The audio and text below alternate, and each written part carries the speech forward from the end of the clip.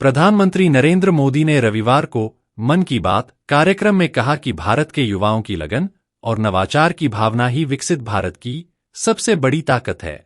उन्होंने कहा कि देश के युवा हर क्षेत्र में नई ऊंचाइयां छू रहे हैं और यह भारत के उज्जवल भविष्य की मजबूत नींव है। अपने संबोधन में प्रधानमंत्री ने नवंबर माह की कई प्रेरणादायक घटनाओं का जिक्र किया।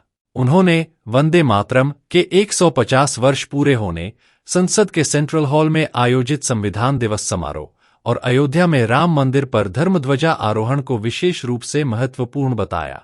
प्रधानमंत्री मोदी ने हैदराबाद में दुनिया की सबसे बड़ी लीप इंजन एमआरओ इकाई के उद्घाटन तथा नौसेना में आईएनएस माहे के शामिल होने का उल्लेख किया। उन्होंने कहा कि स्काई रूट का इन्फिनिटी कैंपस भारत के अंतरिक्ष क्षेत्र को नई उड़ान दे रहा है और यह नई सोच व युवा शक्ति का प्रतीक है।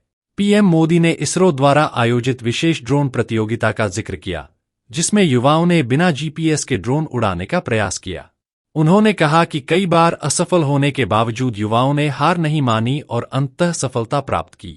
यह भारतीय युवाओं की जिजीविषा और नवाचार क्षमता को दर्शाता है।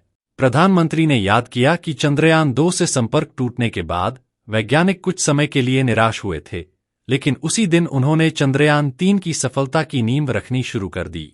उन्होंने कहा कि चंद्रयान 3 की सफल लैंडिंग असफलता से जन्मे विश्वास की जीत थी।